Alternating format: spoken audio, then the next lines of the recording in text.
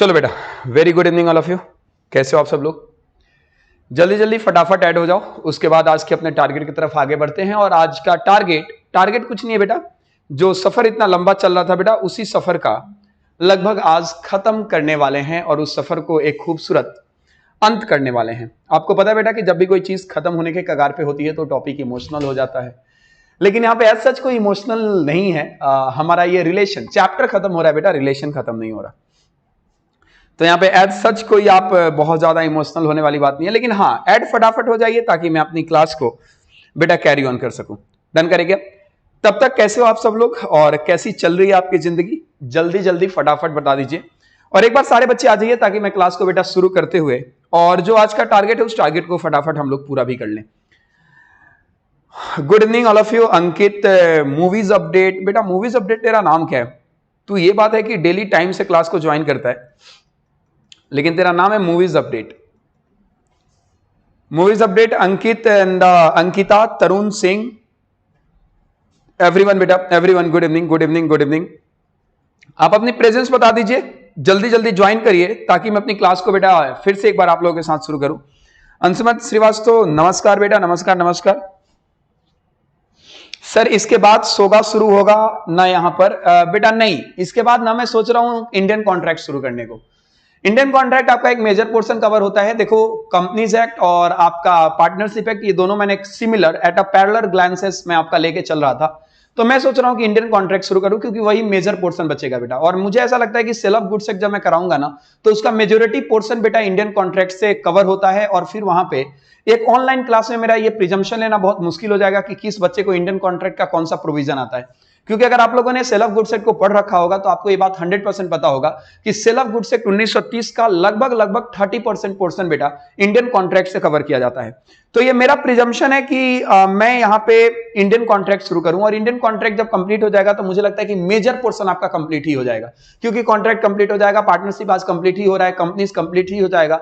तो बचेगा क्या बेटा? आपका बचेगा सिर्फ और सिर्फ LLP और आपका सेल ऑफ गुड्स एक्ट। तो LLP आपको पता है 2 दिन का चैप्टर है, तो एक सेल ऑफ गुड्स एक्ट ही आपका मेजर पोर्शन बचेगा। तो मेरा ये पर्सनली मानना है, हालांकि तुम लोग जैसे बोलोगे वैसे मैं कर दूंगा, लेकिन मेरा सजेशन ये होगा कि आप लोग मेरे साथ इंडियन कॉन्ट्रैक्ट करिएगा, क्योंकि इंडियन कॉन्ट्रैक्ट करोगे तो सेल ऑफ गुड्स एक्ट बेटा कराना मेरे लिए आसान हो जाएगा।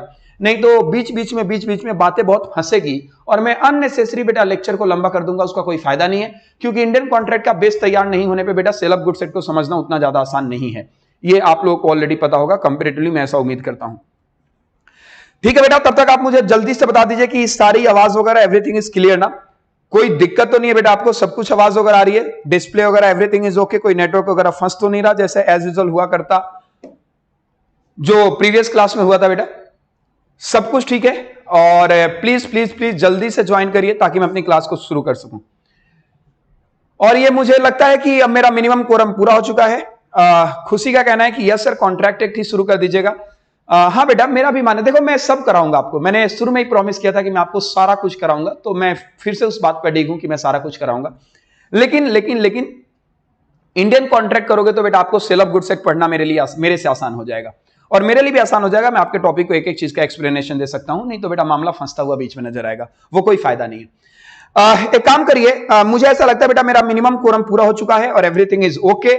सर साउंड स्लो है अंकिता, ऐसा तो नहीं होना चाहिए था बेटा, साउंड सब कुछ ठीक है। मुझे चैट बॉक्स में बताओ कि क्या साउंड स्लो लग रहा है क्या बेटा आप लोगों को?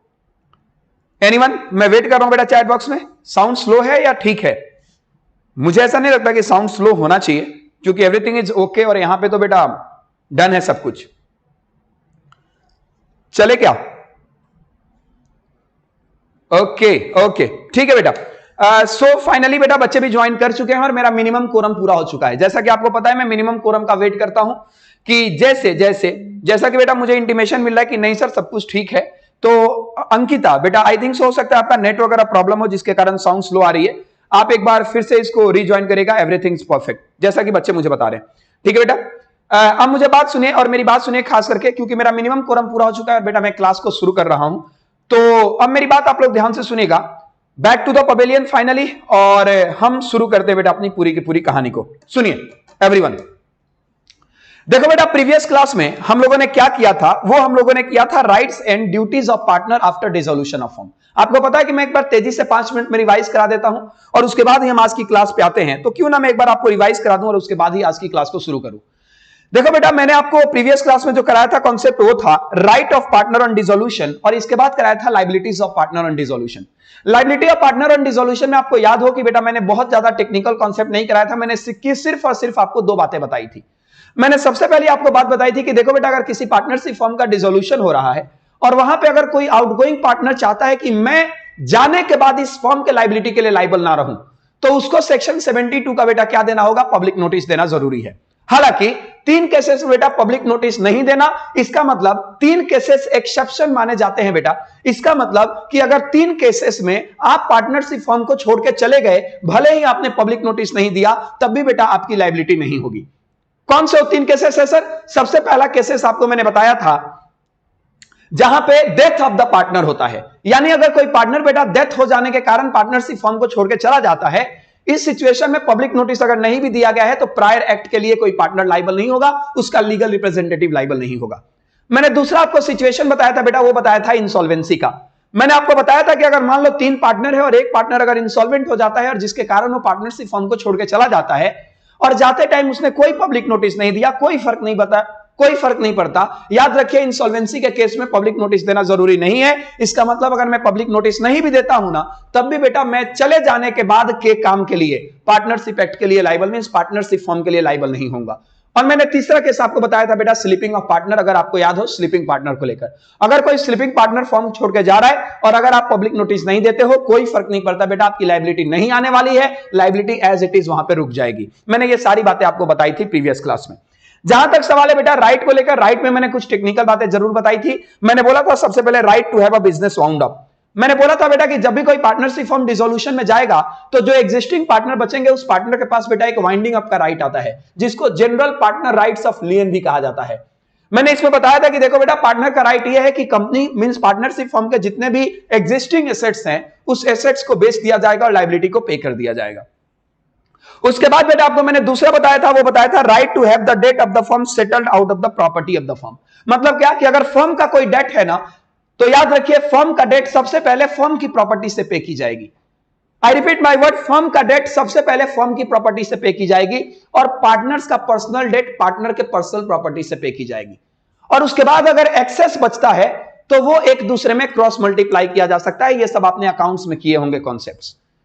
मतलब अगर पार्टनरशिप फर्म का बेटा मैंने डेट पे किया और उसके बाद भी कोई सरप्लस एसेट्स बचता है तो उसको यूज कर सकता हूं बेटा पार्टनर्स के डेट को पे करने के लिए।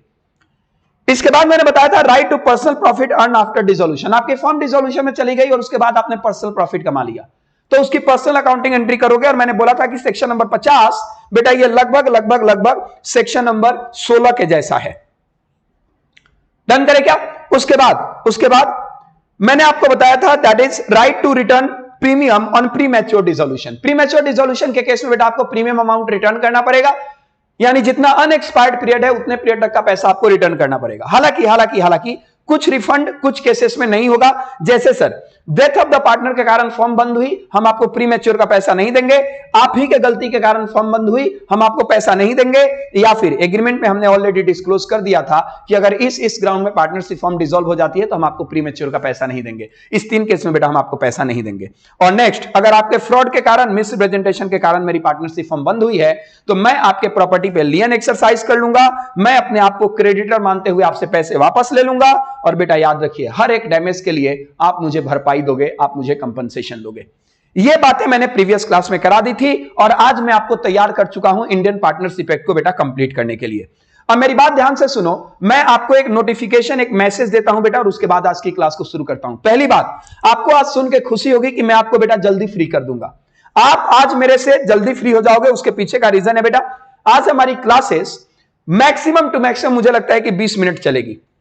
क्या कारण है सर? उसके पीछे का कारण कोई ऐसा नहीं कि मुझे काम है बेटा, उसके पीछे का कारण यह है कि आपका इंडियन पार्टनरशिप एक्ट 1932 आपका कंप्लीट हो जाएगा।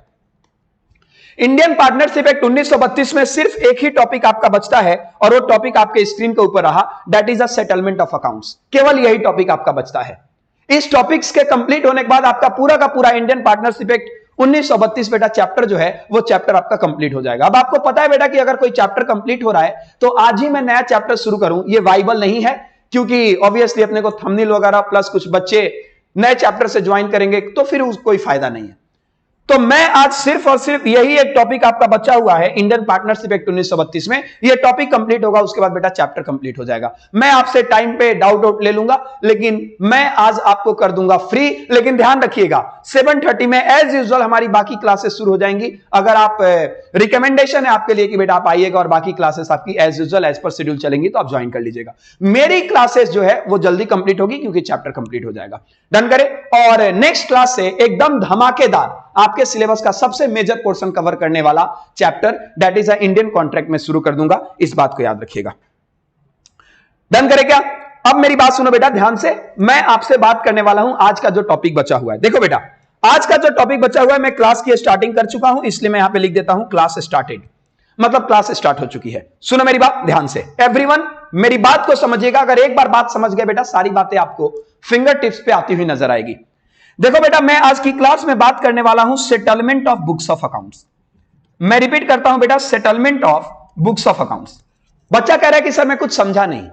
देखो बेटा मैं आज की क्लास में जो कुछ भी आपको बताऊंगा ना, ये सारी बातें आप लोगों ने अकाउंट्स में ऑलरेडी 12th में करके आए हुए हो, और जो आपने अकाउंट्स में किया है प्रैक्टिकल क्वेश्चन सॉल्व किया है उसी का थ्योरेटिकल वर्जन आज मैं बताऊंगा। सवाल है कि सर क्या ये इंपॉर्टेंट नहीं है क्या? मैं क्या बोलूं कि कितना ज्यादा इंपॉर्टेंट है। आपके एग्जाम में बेटा थ्योरेटिकल क्वेश्चन आते हैं 100% settlement of books of account से। और जो मैं आज आपको टॉपिक बताने जा रहा हूं, ये टॉपिक दो जगह आपको फायदा देगा। एक तो बेटा लॉ में फायदा देगा, और दूसरा जब आप अकाउंट्स के क्वेश्चन सॉल्व करोगे ना वहां भी फायदा देगा। ये जो क्वेश्चन मैं आपको कराने जा रहा हूं आज की क्लास में, ये लॉ के एग्जाम में भी पूछा जाता है और अकाउंट्स के एग्जाम में भी पूछा जाता है। थ्योरी में 5 नंबर का क्वेश्चन आ सकता है। तो इंपॉर्टेंट बहुत ज्यादा है, भले ही 10, 15, 20 मिनट की जो क्लास है, लेकिन इंपॉर्टेंट बहुत ज्यादा है, इस बात को याद रखिएगा। तो मैं आपको बताने जा रहा हूं बेटा settlement of books of accounts. बच्चा कह रहे sir settlement of books of accounts मैं समझा नहीं। सुनो मैं आपको बता रहा हूं बेटा ध्यान से। आपने देखा होगा बेटा कि ये पार्टनरशिप फॉर्म है, और जब इस पार्टनरशिप फॉर्म का बेटा रिकॉन्स्टिट्यूशन होता था ना, तो याद करिएगा कि जब आपके पार्टनरशिप फॉर्म का रिकॉन्स्टिट्यूशन होता था तो आप लोग बेटा एक अकाउंट बनाया करते थे जिसका नाम था रिवैल्यूएशन अकाउंट। यस नो करते चलिएगा, रिवैल्यूएशन अकाउंट। और आपने देखा होगा बेटा जब आपके पार्टनरशिप फॉर्म का डिसोल्यूशन हुआ करता था तो आपके अकाउंट्स वाले सर आपको एक अकाउंट बनाया करते थे जिसका नाम है बेटा रियलाइजेशन अकाउंट। और आपने देखा होगा बेटा कि रिवैल्यूएशन अकाउंट बनाने के बाद पार्टनरशिप फॉर्म गोइंग कंसर्न में रहती थी, लेकिन रियलाइजेशन अकाउंट बनाने के बाद आपका जो पार्टनरशिप फॉर्म है वो पार्टनरशिप फॉर्म बेटा बंद हो जाया करता था। याद रखिए रियलाइजेशन अकाउंट बेटा बनाया ही जाता है सेटलमेंट ऑफ अकाउंट्स करने के लिए। अब मेरी बात सुनिए कि मान लो आपने रियलाइजेशन अकाउंट बनाया लेकिन वहां पे डेबिट बैलेंस शो हुआ, या फिर गोली मारो डेबिट बैलेंस को। मैं बहुत सिंपल से एग्जांपल के थ्रू आपको समझाना चाहता हूं कि सेटलमेंट ऑफ अकाउंट्स का मतलब मैं क्या कह रहा हूं। देखिए सर, आपने जब भी अपने फॉर्म का डिसोल्यूशन ऑर्डर ले लिया उसके बाद आप अपने एसेट्स को बेचोगे और लायबिलिटी को पे करोगे, यह बात आपको समझ आ चुका है। तो मेरे भाई जब मैं एसेट्स को बेचूंगा तो एसेट्स का जो पैसा आएगा उस पैसे को मैं यूटिलाइज कैसे करूं? क्या मैं पहले थर्ड पार्टी को डेट पे करूं? क्या मैं पहले पार्टनर का डेट पे कर दूं? क्या मैं पहले पार्टनर का कैपिटल रिटर्न कर दूं? क्या मैं पार्टनर का एडवांस रिटर्न करूं? या मैं डायरेक्ट पार्टनर को प्रॉफिट शेयरिंग रेशियो में बांट दूं और फर्म के डेट को ऐसे ही रहने दूं? अरे मैंने माना कि एसेट्स को बेचना है और लायबिलिटी को पे करना है, लेकिन जब एसेट से प्रोसीड आ रहा है उस प्रोसीड का यूटिलाइजेशन कैसे होगा, इसे कहा जाता है बेटा सेटलमेंट ऑफ अकाउंट्स। इस बात को समझ लेना। तो मेरी बात ध्यान से सुनिएगा कि मैं क्या कहने जा रहा हूं। देखो बेटा जहां तक पार्टनरशिप फॉर्म में सेटलमेंट ऑफ अकाउंट्स की बात है ना, सेटलमेंट ऑफ अकाउंट्स को लेकर सबसे पहला प्रेफरेंस होता है, फर्स्ट प्रेफरेंस, कि आप पार्टनरशिप एग्रीमेंट देखिए। मेरी बात आप लोग ध्यान से सुनते चलिएगा। जब भी आपकी पार्टनरशिप फॉर्म डिसॉल्व हो रही है तो डिसोल्यूशन ऑफ पार्टनरशिप फॉर्म में सेटलमेंट ऑफ अकाउंट्स करने के लिए पहला प्रेफरेंस देखा जाता है पार्टनरशिप एग्रीमेंट को। यानी पार्टनरशिप फॉर्म के डिसोल्यूशन के बाद उसका अकाउंट्स क्लोज कैसे होगा, बुक्स ऑफ अकाउंट्स को सेटल कैसे किया जाएगा, इसके लिए सबसे पहले हमें एग्रीमेंट को देखना पड़ता है। ये फर्स्ट प्रेफरेंस है बेटा। एग्रीमेंट में जैसा जैसा लिखा गया है, जो जो बात कही गई है, हमें बुक्स को सेटल करते टाइम उन बातों को ध्यान में रखना होगा।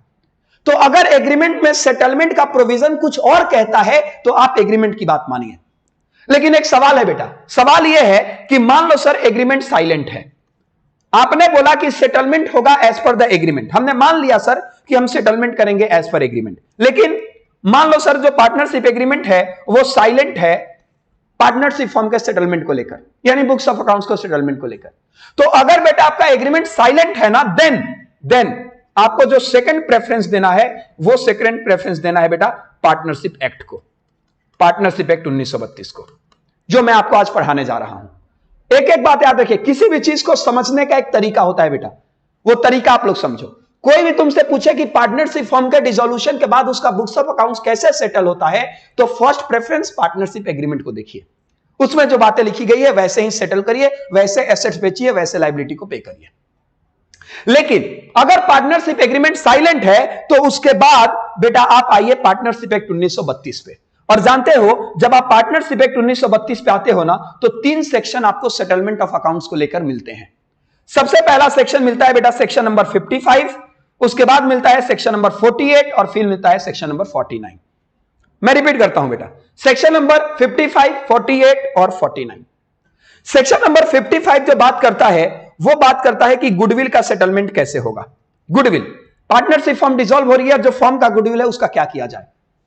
जो बेटा सेक्शन नंबर 48 है वो बात करता है कि सर लायबिलिटी को कैसे पे किया जाए और एसेट्स का प्रोसीड जो आ रहा है उसको कैसे रिटर्न किया जाए। मतलब लायबिलिटी को कैसे पे करो और जो ये एसेट्स का पैसा आ रहा है, इस एसेट्स का एप्लीकेशन, इसे कहा जाता है एप्लीकेशन ऑफ एसेट्स। मतलब एसेट्स का जो पैसा आया उसको कैसे कैसे डिस्ट्रीब्यूट करूं।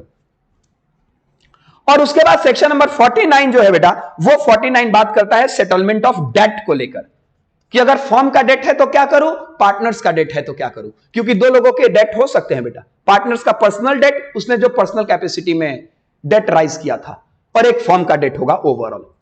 तो ये है आपका सेटलमेंट ऑफ अकाउंट्स जो आपको पढ़ाने वाला हूं मैं। डन करे क्या? तो मेरी बात लगे हाथ बेटा सुनते चलिए, क्योंकि एक बार आपको पता है कि मैं कॉन्सेप्ट बिल्डअप कर देता हूं, और जब आपका कॉन्सेप्ट बिल्डअप हो जाए तो याद रखिएगा बेटा, बुक पढ़ना आसान हो जाता है, नहीं तो बुक पढ़ना ड्रामा होता है। टू बी वेरी फ्रैंक ये ड्रामा होता है। तो सुन लीजिए बेटा, जब भी आपकी पार्टनरशिप फॉर्म डिसॉल्व हो रही है, और जहां तक सवाल है बेटा गुडविल को लेकर, तो याद रखिए गुडविल में 2 ऑप्शन आपको दिया गया है। पहली बात, आप अपने फॉर्म के गुडविल को बेटा एज अ सेपरेट बेच दीजिए, सेपरेट, इसका सेपरेट वैल्यूएशन करवाइए और सेपरेट वैल्यूएशन करवा के बेच दीजिए। और नहीं तो बेटा अपने फर्म के गुडविल को आप अलोंग विद फर्म एसेट्स, मैंने क्या वर्ड बोला बेटा, अलोंग विद फर्म एसेट्स बेच दीजिए।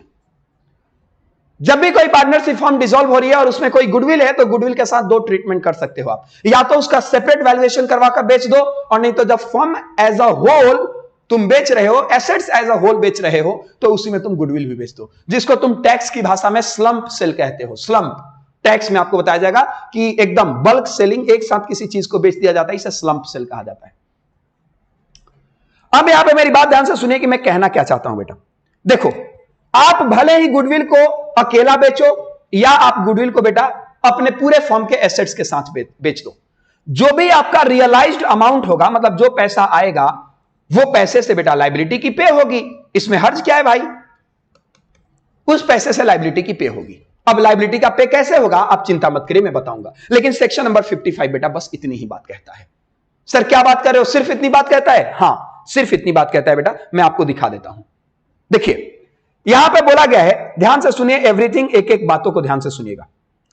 बोला गया बेटा, the mode of settlement of account between partner after dissolution of the firm is determined by the partners agreement. मैंने बोला था ना, फर्स्ट प्रेफरेंस होगा पार्टनर्स एग्रीमेंट का। तो कोई भी पार्टनरशिप फर्म डिसोल्यूशन में जाने के बाद अपने बुक्स को कैसे सेटल करेगी, यह डिपेंड करेगा कि उसका एग्रीमेंट क्या कहता है। और in the absence of certain provision apply, अगर पार्टनरशिप एग्रीमेंट में कुछ बातें नहीं लिखी गई तो कुछ प्रोविजन अप्लाई होंगे, और वो प्रोविजन कुछ और नहीं है, सेक्शन 48 है, सेक्शन 49 है और सेक्शन 55 है। यह रहा बेटा आपका सेक्शन नंबर 55 जो गुडविल की बात करता है। यह रहा आपका बेटा सेक्शन नंबर 48 का कैपिटल ए, यह रहता आपका सेक्शन 48 का कैपिटल बी, और यह आपका है बेटा सेक्शन नंबर 49। यही है सेटलमेंट ऑफ अकाउंट्स। उसके बाद देखो बेटा, ये कॉन्सेप्ट जो है ऑलरेडी मैं करवा ही चुका हूं। तो सुनिए मेरी बात और ध्यान से सुनिए, ये सारी बातें आपने अकाउंट्स में लगभग किया होगा। इसको बेटा मैं थ्योरेटिकल वर्जन से करा रहा हूं, उसका रीजन है कि आपके एग्जाम में अगर क्वेश्चन आए तो अकाउंट्स के कॉन्सेप्ट को पढ़कर बेटा लॉ का एग्जाम आप नहीं दे सकते हो। इस बात को याद रखिए, लॉ के लिखने का अपना एक तरीका होता है। सुनिए मैंने आपको क्या बोला, जहां तक सवाल है बेटा सेल ऑफ गुडविल को लेकर, तो देखो क्या बोला गया है कि goodwill shall be included in the assets and it may be sold either separately और along with other property of the firm. मतलब आप गुडविल का एक सेपरेट वैल्यूएशन करवाइए और उसके बाद बेटा आप उसको फर्म के साथ बेच सकते हो, नहीं तो एज अ सेपरेटली बेच सकते हो। बेचने के बाद जो पैसा आएगा ऑब्वियसली सर फर्म का पैसा होगा, क्योंकि गुडविल फर्म की तो पैसा भी फर्म का, और उससे पेमेंट होगी। लायबिलिटी की पेमेंट कैसे होगी मैं बता दूंगा, चिंता मत करिए। सवाल है कि चलो सर ठीक है, लेकिन एक बात बताओ, हम लोग डेफिशिएंसी का शेयरिंग कैसे करेंगे? डेफिशिएंसी का शेयरिंग, तो देखो बेटा क्या बोला गया है, ध्यान से सुनेगा एवरीथिंग। बोला गया है if the assets of the firm are insufficient to discharge the debt and liability of the firm. मेरी बात ध्यान से सुनो, पार्टनरशिप फर्म का कोई लायबिलिटी जनरेट हुआ है और फर्म डिसोल्यूशन में चली गई, तो पार्टनरशिप के लायबिलिटी को पे करने के लिए बेटा पार्टनरशिप का एसेट्स यूज किया जाएगा। पार्टनरशिप के लायबिलिटी को पे करने के लिए पार्टनरशिप का एसेट्स यूज किया जाएगा। तो वही बोला गया if the assets of the firm are insufficient, मतलब पार्टनरशिप फर्म का एसेट सफिशिएंट नहीं है कि पार्टनरशिप फर्म की लायबिलिटी को पे किया जा सके, मतलब पार्टनरशिप फर्म की लायबिलिटी ज्यादा है और एसेट्स कम है। अगर ऐसी कोई सिचुएशन आती है तो partner shall bear deficiency in a proportion in which they were entitled to share profit, मतलब बेटा प्रॉफिट शेयरिंग रेशियो। मतलब क्या बोलो? Profit sharing ratio. तो देखो बेटा मैंने आपको क्या बताया, मान लो कि फर्म की लायबिलिटी ज्यादा हो गई और फर्म का एसेट्स कम हो गया। अगर बेटा फर्म की लायबिलिटी कम है और एसेट्स ज्यादा है तो फर्म के एसेट्स से फर्म की लायबिलिटी आप पे करोगे। लेकिन पार्टनरशिप फर्म की लायबिलिटी ज्यादा हो गई और एसेट्स कम हो गया, तो जितना पोर्शन कम है, यानी मान लो फर्म की लायबिलिटी है बेटा 1000 रुपए और फर्म का एसेट्स आया 900 रुपए, तो आप 900 पे करो और 100 रुपए के लिए पार्टनर्स के पास में बांट दो, पार्टनर्स के बिटवीन में बांट दो as per the profit sharing ratio. 100 रुपए बांटा जाएगा पार्टनर्स के बीच में, प्रॉफिट शेयरिंग रेशियो, यही बातें बोली गई है। दस losses including deficiency of capital shell be paid. सबसे पहले बेटा फर्म के प्रॉफिट से फर्म का डेट पे किया जाएगा, नहीं तो बेटा कैपिटल से पे किया जाएगा, फर्म के कैपिटल से, और नहीं तो लास्टली पार्टनर बेटा उसको अपने प्रोपोर्शन, कौन से प्रोपोर्शन? प्रॉफिट शेयरिंग रेशियो के हिसाब से आपस में बांट लेंगे और खुद पे कर देंगे। उसके पीछे का कारण है कि पार्टनरशिप के पार्टनर की लायबिलिटी अनलिमिटेड होती है। तो जब लायबिलिटी अनलिमिटेड होती है तो यह बात बहुत सिंपल है कि फर्म में अगर लायबिलिटी कोई है तो फर्म से पे करो, नहीं तो पार्टनर को पे करना पड़ेगा। तो पार्टनर पे करेगा as per profit sharing ratio, यही बात कहता है बेटा, that is a sharing of deficiency. और आपने देखा होगा, मैं जो कुछ भी बातें बोल रहा हूं बेटा आपने अकाउंट्स में देखा होगा कि ऐसे ही आपको अकाउंट्स का क्वेश्चन भी कराया जाता है। आगे अब बेटा एप्लीकेशन ऑफ एसेट्स, मतलब मान लो पार्टनरशिप फर्म का एसेट्स 10,000 रुपए में बेचा गया, मान के चलो हाइपोथेटिकल अमाउंट है 10,000 में बेचा गया। अब क्या किया जाए? तो प्लीज ध्यान से सुनो क्या किया जाए। बोला गया है कि assets of the firm including any sum contributed by the partners, मतलब अगर कोई भी फर्म का एसेट्स है या फिर कोई भी ऐसा एसेट्स है जो पार्टनर ने फर्म में कंट्रीब्यूट किया, तो अगर आप एक बार फर्म में कंट्रीब्यूट करोगे तो फर्म का एसेट्स बन जाता है। तो यानी कुल मिला जुला के अगर कोई फर्म का एसेट्स है तो उसको अप्लाई किया जाएगा एज पर फॉलोइंग मैनर, मतलब फर्म के एसेट्स को अप्लाई किया जाएगा एज पर फॉलोइंग मैनर। क्या मैनर है भाई? तो सबसे पहले उस एसेट से पे करोगे paying the debt of the firm to the third party, मतलब बेटा फर्म का एसेट्स है तो उस एसेट से सबसे पहले पेमेंट होगी फर्म का debt to the third party. मतलब बेटा फर्म ने किसी थर्ड पार्टी से, क्रेडिटर से, लेंडर से कोई लोन ले रखा है तो फर्म के एसेट्स को बेचकर सबसे पहले थर्ड पार्टी के डेट को पे किया जाएगा। कौन सी थर्ड पार्टी? फर्म का थर्ड पार्टी, फर्म का बेटा लेंडर, मतलब फर्म अपना डेट पे करेगा थर्ड पार्टी को सबसे पहले। उसके बाद भी अगर कोई सरप्लस बचता है तो ध्यान से सुनिएगा, आप क्या करिए, पार्टनर से जो कैपिटल आपने लिया था आप उसको रिटर्न करिए। मतलब मान लो बेटा पार्टनरशिप में जितने एसेट्स थे उसको बेचा गया और उस एसेट से थर्ड पार्टी के लायबिलिटी को पे कर दिया गया, अभी भी पैसा बचा है तो सुनो, अब आप अपने पार्टनर से जो कैपिटल लिए थे ना उस कैपिटल को रिटर्न कर दीजिए। देखिएगा बेटा यही किया जाता है आपके अकाउंट्स में भी, कैपिटल को रिटर्न करिए। सर अभी भी अगर पैसा बच गया तो ध्यान से सुनो बेटा, अच्छा माफ करो, यहां पे बेटा दूसरे नंबर पे जो आएगा ना वो आएगा बेटा advance. I am so sorry, that is a advance जो आपने कैपिटल के एवज में लिया था, एडवांस, तो आप एडवांस को पे करोगे। तीसरे नंबर पे अगर आपको कोई पैसा बचा तो अब आप उसके कैपिटल को रिटर्न करो, पार्टनर्स के कैपिटल को जो आपने कैपिटल लिया था। उसके बाद भी अगर कोई पैसा बचा तो कोई बात नहीं बेटा, उसको प्रॉफिट शेयरिंग रेशियो में सारे पार्टनर को बांट दो, सारे पार्टनर को बांट दो। इसका मतलब बच्चा कह रहा है कि सर आप मुझे क्रक्स बता सकते हो क्या? हां बेटा मैं इसका क्रक्स बता सकता हूं। देखो बेटा प्रेफरेंस क्या है, preference for application of firm assets. Firm के एसेट्स का एप्लीकेशन पार्टनरशिप फर्म के डिसोल्यूशन में कैसे किया जाएगा, यही है ट्रिक बेटा, ट्रिक। सबसे पहला first third party debt payment होगी, थर्ड पार्टी डेट। दूसरे नंबर पे याद रखिए पार्टनर का एडवांस लौटाया जाएगा अगर आपने पार्टनर से कोई एडवांस लिया है तो। तीसरे नंबर पे पार्टनर्स का कैपिटल रिटर्न किया जाएगा। चौथे नंबर पे बेटा प्रॉफिट शेयरिंग रेशियो में सारे पार्टनर को डिस्ट्रीब्यूट कर दिया जाएगा, डिस्ट्रीब्यूटेड। यही बेटा ट्रिक है सेक्शन नंबर 48 सबसेक्शन, मतलब 48B का। बेटा सबसेक्शन नहीं बोला जाता, इसे बोला जाता है 48 कैपिटल बी। तो 48 कैपिटल बी का बेटा यही क्रक्स है जो आपके स्क्रीन के ऊपर रहा। अगर तुम चाहते हो तो इसका ले सकते हो स्क्रीनशॉट। डन करें क्या, ये आपका खत्म हुआ बेटा एसेट्स का। तो गुडविल को बेचो अकेले, नहीं तो बेच दो फर्म के एसेट्स के साथ। बेटा डेट को पे करोगे तो फर्म का एसेट्स यूज होगा फर्म के डेट के लिए। तीसरी बात मैंने बताई एप्लीकेशन ऑफ एसेट्स, सबसे पहले थर्ड पार्टी का डेट पे करो, उसके बाद पार्टनर्स का एडवांस लिया है उसको लौटाओ, उसके बाद कैपिटल को रिटर्न करो, अगर कोई पैसा बचा तो पार्टनर्स में प्रॉफिट शेयरिंग रेशियो के हिसाब से बांट दो। डन करे क्या।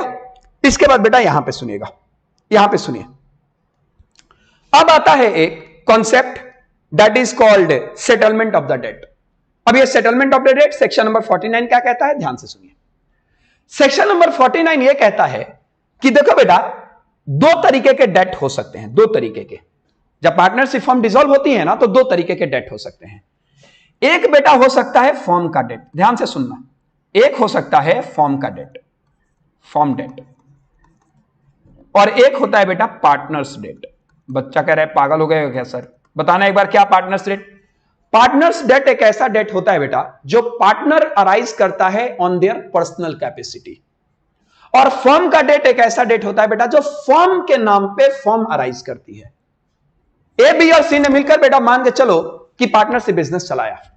अब मिस्टर ए ने बेटा आउटसाइड द कैपेसिटी जाके कोई पर्सनल डेट रेज किया किसी और के साथ, तो ये उसका पर्सनल डेट होगा।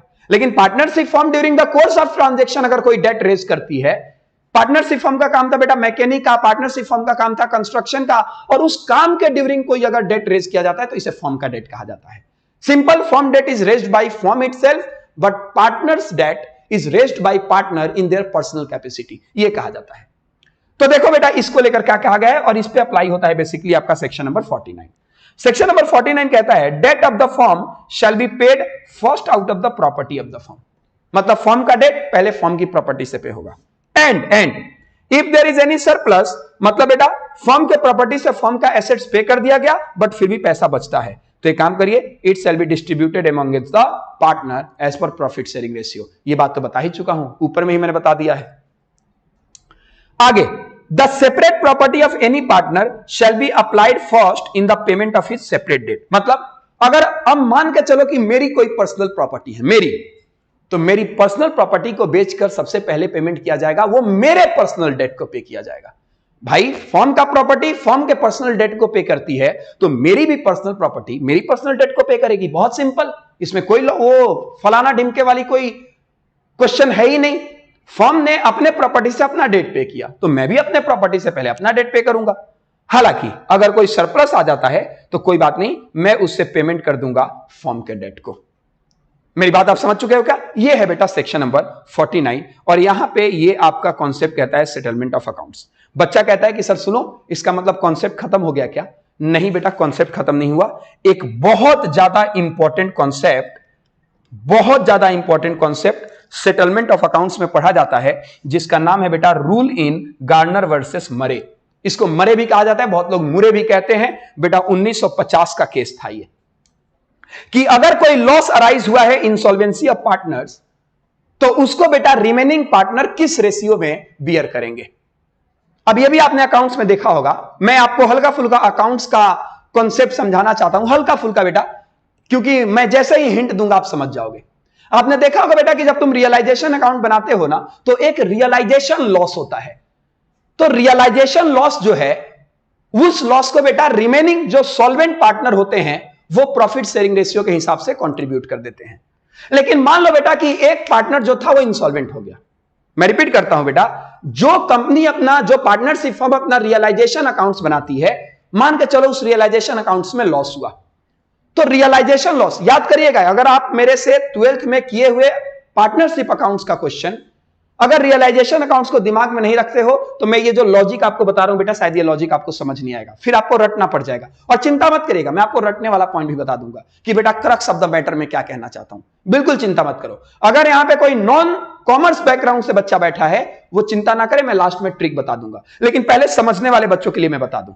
देखो बेटा, आपने देखा होगा कि रियलाइजेशन अकाउंट्स बनाते टाइम जो रियलाइजेशन लॉस हुआ करता था, उसको remaining solvent partner as per the normal profit sharing ratio contribute करते थे। लेकिन मान लो बेटा एक पार्टनर्स का कोई पोर्शन है और वो पार्टनर इंसॉल्वेंट हो गया, तो मेरे भाई इंसॉल्वेंट पार्टनर तो कुछ दे नहीं सकता, तो उसका पोर्शन क्या होगा? उसका पोर्शन रिमेनिंग सॉल्वेंट पार्टनर अपने अपने रेशियो में शेयर करेंगे। तो सवाल है किस रेशियो में शेयर करेंगे? किस रेशियो में शेयर करेंगे भाई? Profit sharing ratio.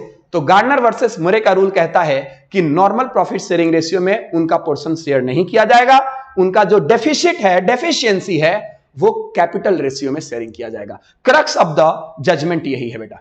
अगर कोई तुमसे बोले कि गार्डनर वर्सेस मरे का क्रक्स जजमेंट क्या है, तो क्रक्स जजमेंट यही है कि अगर फर्म के डिसोल्यूशन के टाइम में कोई एक पार्टनर इंसॉल्वेंट हो जाता है और अपना वाला पोर्शन नहीं ला पाता, तो इंसॉल्वेंट पार्टनर का जो पोर्शन है वो रिमेनिंग सॉल्वेंट पार्टनर बियर करेंगे as per the capital ratio. That's it, यही क्रक्स है, मतलब प्रॉफिट शेयरिंग रेशियो नहीं लगेगा।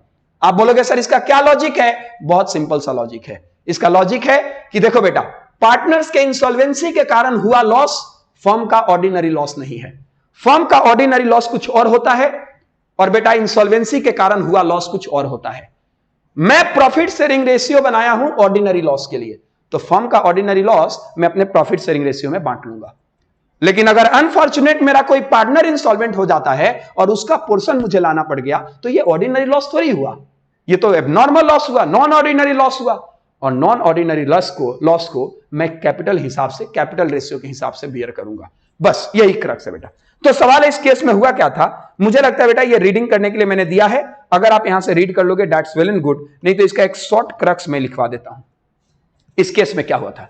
देखो बेटा, सबसे पहले याद रखिएगा, इस केस का क्रक्स में लिखवा देता हूं। ये जो है रूल ऑफ गार्डनर वर्सेस मुरे, ये रूल अप्लाई होता है, this rule apply in case of insolvency of partner. This rule apply in case of insolvency of partner. Gardner versus Murray का रूल इंसॉल्वेंसी ऑफ पार्टनर के case में apply होता है। Done करेगा बेटा? आगे सुनिएगा। सवाल है कि सर इस केस में क्या हुआ था? इस केस में कुछ नहीं हुआ था बेटा।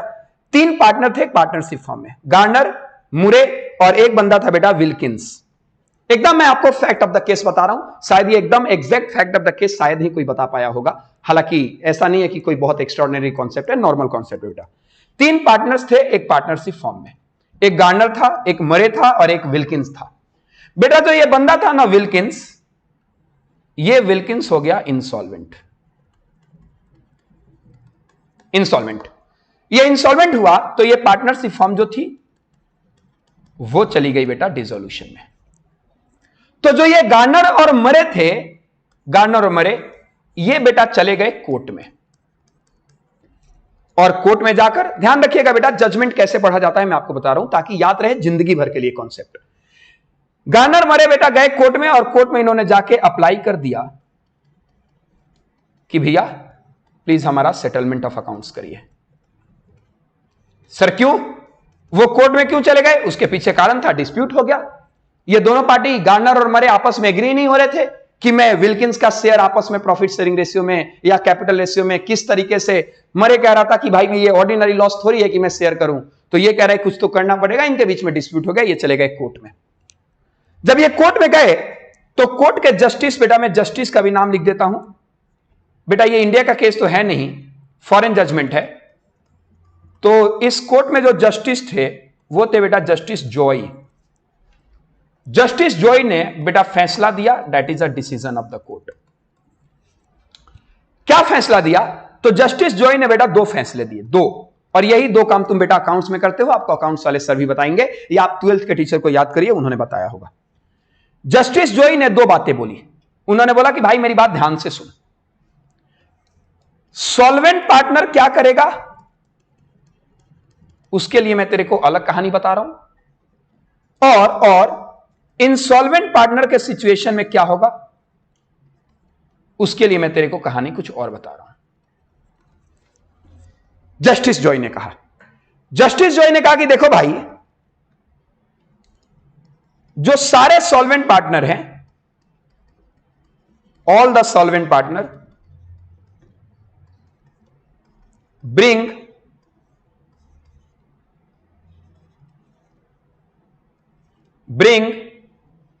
their shares of loss in cash। जो पार्टनर सॉल्वेंट हैं वो तो अपना लॉस का पोर्शन कैश में लेकर आ जाए, रियलाइजेशन में लेकर आ जाए, उनको लेकर तो कोई डिस्प्यूट नहीं है। तुम्हें यहां पे डिस्प्यूट है ना, तो बोला गया है, जस्टिस ने बोला कि एनी लॉस, क्या बोला गया बेटा? Any loss arises due to, ध्यान से सुनेगा, any loss arises due to insolvency of partner shall be taken by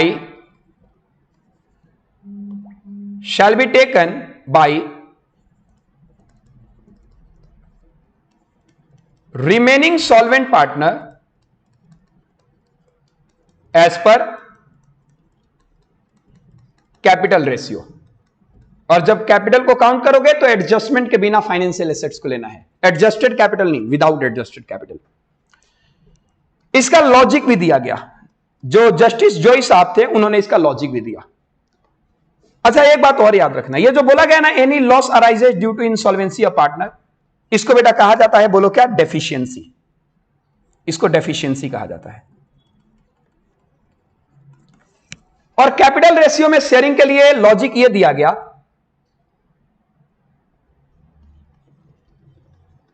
कि loss arises due to insolvency is not a ordinary business loss, hence PSR shall not apply। मतलब normal profit sharing ratio apply नहीं होगा। खत्म, खत्म बेटा, खत्म। पूरा का पूरा पार्टनरशिप एक्ट 1932 आपका खत्म होता है। गुडविल का एक कॉन्सेप्ट वो था, पार्टनरशिप फॉर्म की प्रॉपर्टी का एक कॉन्सेप्ट आता है बेटा, जो बातें ऑलरेडी आपको पता है कि अगर पार्टनरशिप फॉर्म के पैसे से अगर आप कोई प्रॉपर्टी खरीदते हो तो फॉर्म की प्रॉपर्टी होगी। पार्टनरशिप फॉर्म के पैसे से अगर कोई प्रॉपर्टी खरीदते हो फॉर्म की प्रॉपर्टी होगी। अगर मान लो कोई कैपिटल फॉर्म के कॉमन स्टॉक में कोई प्रॉपर्टी कंट्रीब्यूट कर रहे हैं तो फॉर्म की प्रॉपर्टी होगी। अगर फॉर्म ने कोई गुडविल कमाया, ये गुडविल फॉर्म की प्रॉपर्टी है। अगर आप कोई पर्सनल पैसे से प्रॉपर्टी खरीदते हो, ये पार्टनर्स की प्रॉपर्टी है। ये एक छोटा सा कॉन्सेप्ट होता है, ये कॉन्सेप्ट खत्म होता है। पूरा partnership act 1932 with detail analysis बेटा यहां पे आपका खत्म हो जाता है। With detail analysis everything is finished, everything is finished. ये ऑलरेडी हो चुका है बेटा, पब्लिक नोटिस ऑलरेडी हो चुका है,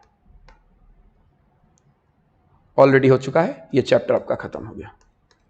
डन करें? तो क्योंकि अब चैप्टर खत्म हो गया तो नया चैप्टर बेटा शुरू करना आज बिल्कुल भी सही नहीं रहेगा। नेक्स्ट क्लास में जो हमारा टाइम रहेगा उसमें मैं शुरू करूंगा इंडियन कॉन्ट्रैक्ट एक्ट 1872।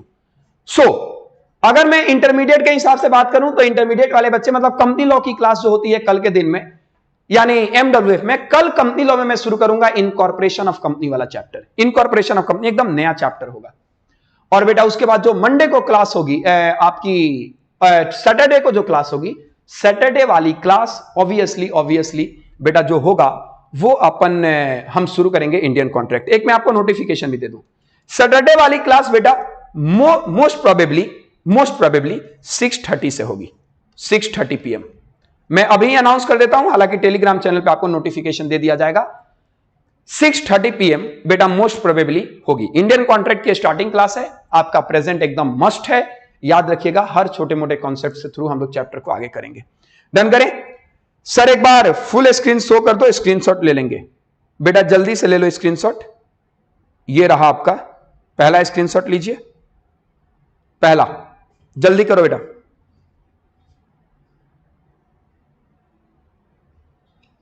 पहला स्क्रीनशॉट, और ये रहा बेटा आपका दूसरा स्क्रीनशॉट।